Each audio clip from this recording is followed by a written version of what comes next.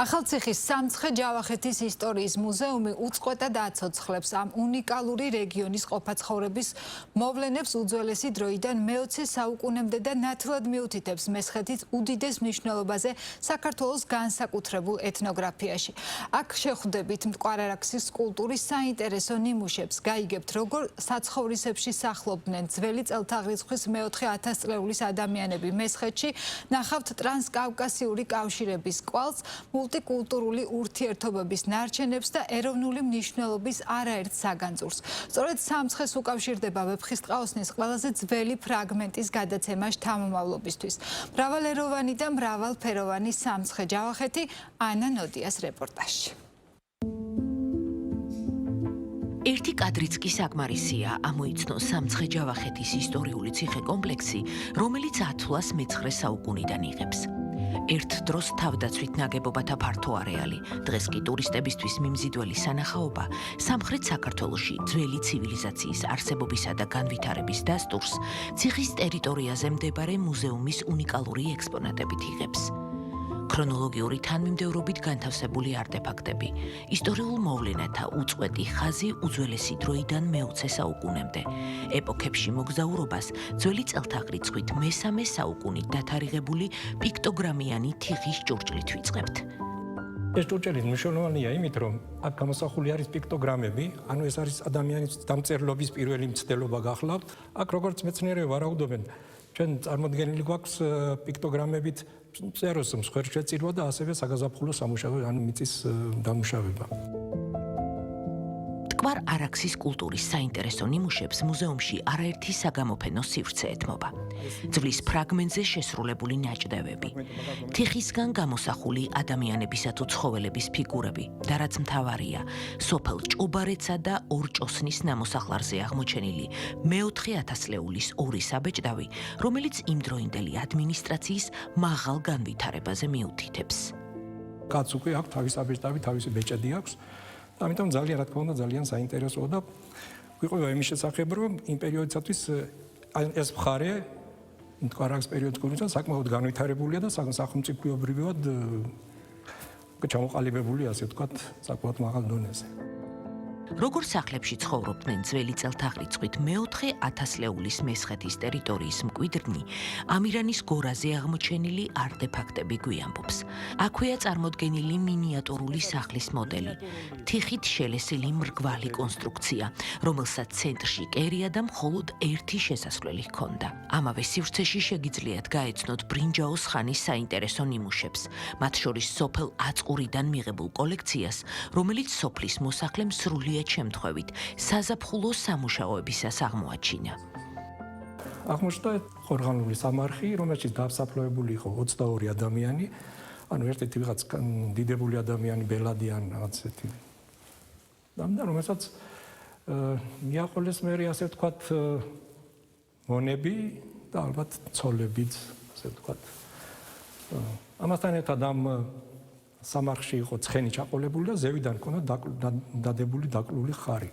იყო მძივები, არის სარდიონის, გიშერის მძივები იყო. ბრინჯაოს ნივთებია, იყო ცოტა ოქროს დისკოები არის, რომელიც კერაიკ დაახლოებით ტანხაცმაზე მაგდებოდა, არის სატევრები, იყო ეს საკინძები.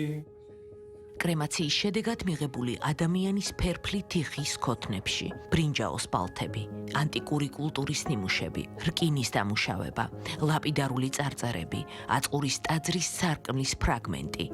მუზეუმის მასშტაბური კოლექციის გაცნობისას მე-12 საუკუნეში ვჩერდებით. ქართველი ერის მთავარი ნაწარმოების ვეფხისტყაოსნის ყველაზე ძველი ფრაგმენტი სწორედ რომ სამცხემ შემოინახა. თქვენს წინაშე ახლა ჩვენს მუზეუმში წარმოდგენილი მე-16 საუკუნის ვეფხისტყაოსნის ფრაგმენტები, ერთი ფურცელი, მისი მეორე ფურცელი მოთავსებულია ხელნაწერთა ინსტიტუტში. ეს ფურცლები ჩვენს გამოფენებში აღმოჩნდა სამცხე ჯავახეთის ისტორიული მუზეუმის ხელნაწერთა ფონდიდან სრულიად შემთხვევით. ერთ-ერთი კათოლიკური საეკლესიო წიგნის ტყავის ყდაში ჩართული მისი გასქელების და გამყარების მიზნით. ეს აღმოაჩინა მეცნიერთა კომისიამ, რომელსაც ილია აბოლაძე ხელმძღვანელობდა.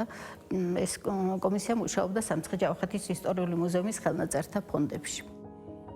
აქვეა ეტრატზე გადაწერილი მე-11 საუკუნის სახარება 4 თავი. მე-12-მე-13 საუკუნის საგალობელთა კრებული. როგორც გვიყვებიან, ექსპონირებულია მხოლოდ ნაწილი ვრცელი კოლექციისა, რომელსაც ივანე ჯავახიშვილის სახელობის სამცხე ჯავახეთის ისტორიის მუზეუმის ფონდები ინახავს. თავად მუზეუმის შექმნა ივანე გვარამაძის სახელს უკავშირდება. ქართველი კათოლიკე მღვდლის, რომელმაც საკუთარი ცხოვრება სამცხე ჯავახეთის რეგიონის შესწავლასა და მასთან დაკავშირებული ისტორიული ფრაგმენტების მოძიება, შეგროვებასა და შენარჩუნებას მიუძღვნა. ნაბიჯ შემოიარა მთლიანად მესხეთის ქართული სოფლები და კრებდა ყველანაირ საინტერესო ნივთს, რისი განთავსებაც კი შეიძლებოდა მუზეუმში.